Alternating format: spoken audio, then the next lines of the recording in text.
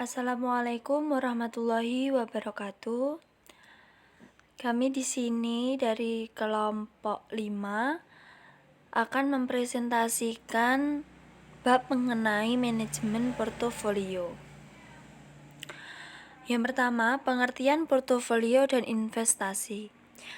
Portofolio merupakan sekumpulan investasi dalam bentuk sekuritas atau financial asset.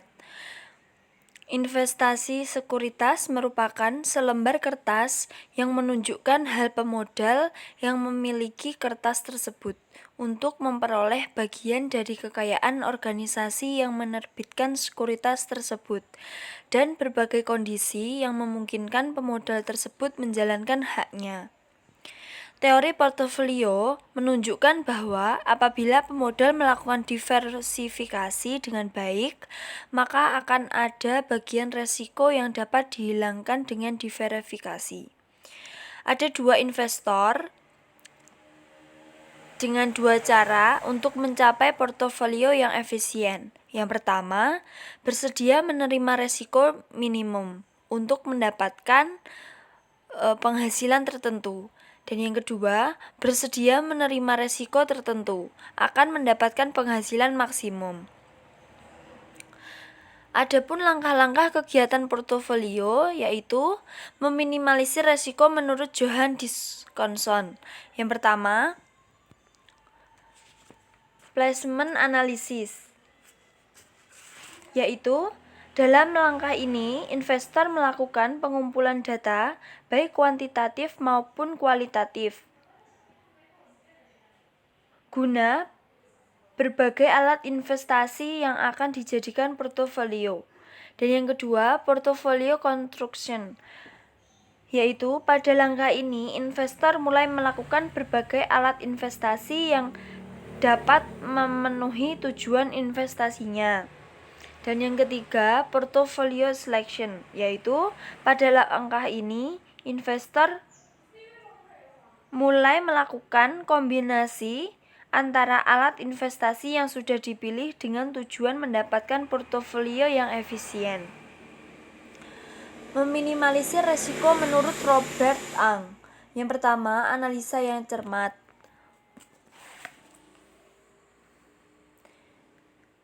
yaitu dipilih instrumen investasi yang diinginkan.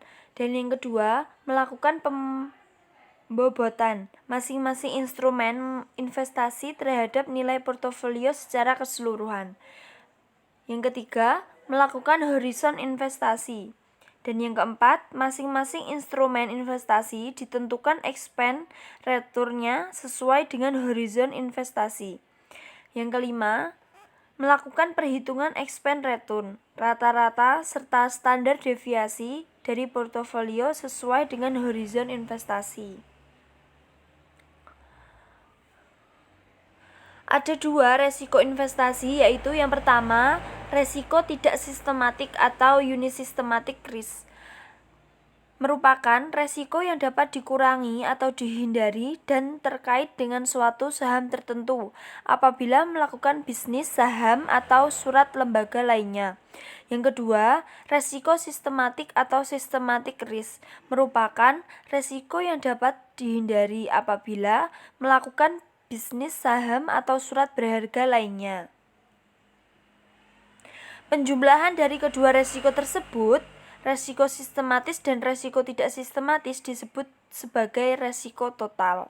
Resiko ini berhubungan dengan pasar, bersifat umum, terkait secara langsung, dan berlaku bagi semua saham dalam pasar modal yang bersangkutan, karena terjadi bisnis Islam. Cara mengurangi resiko investasi.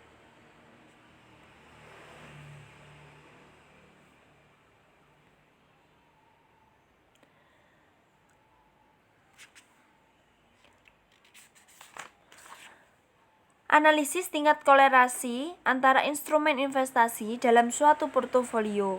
Korelasi positif, korelasi negatif, dan tidak ada korelasi. Korelasi mana yang dipilih dan mengapa?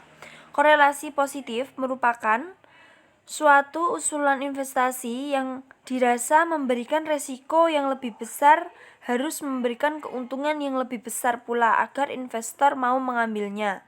Korelasi negatif merupakan suatu usulan investasi yang dirasa memberikan resiko yang lebih besar, tetapi memberikan keuntungan yang lebih kecil. Sedangkan tidak ada korelasi, yaitu suatu usulan investasi yang tidak ada hubungan antara investasi yang memberikan resiko dengan yang memberikan keuntungan.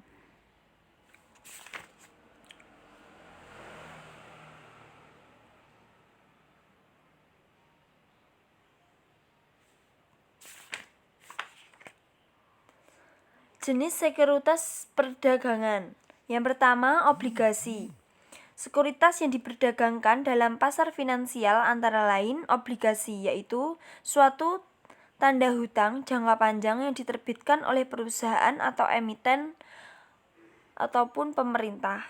Oleh karena itu, emiten obligasi akan memberikan kompensasi bagi investor pemegang obligasi berupa kupon yang dibayarkan secara periodik terhadap investor. Dengan demikian, obligasi bisa dikatakan sebagai salah satu instrumen pasar modal yang memberikan pendapatan tetap atau fixed income securities. Yang kedua, ada saham, yaitu suatu surat tanda memiliki perusahaan yang mengeluarkan saham tersebut. Dengan demikian, apabila seseorang investor membeli saham, maka ia pun menjadi pemilik dan disebut pemegang saham perusahaan. Dan yang ketiga, ada instrumen keuangan jangka pendek. Instrumen keuangan jangka pendek mempunyai suatu tabungan berjangka, biasanya jangka pendek, yang biasanya paling lama 1 tahun. Pemegang deposito mendapatkan bunga dari yang mengeluarkan deposito dan pokok depositonya pada saat jatuh tempo.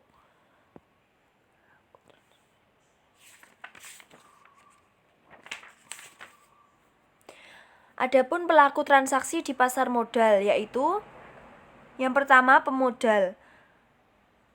Yang disebut pemodal yaitu mereka yang mempunyai modal melakukan pembelian dan penjualan sekuritas. Yang perlu dilakukan pemodal dalam menggunakan jasa pialang adalah memberikan spesifikasi order.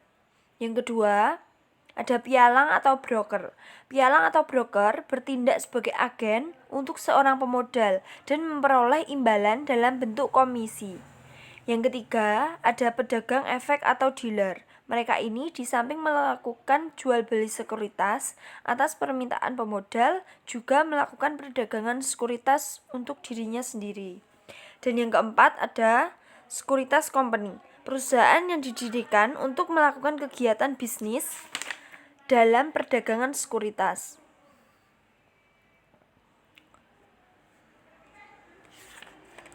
Terima kasih. Sekian presentasi dari saya. Apabila ada kurang lebihnya mohon maaf. Wassalamualaikum warahmatullahi wabarakatuh.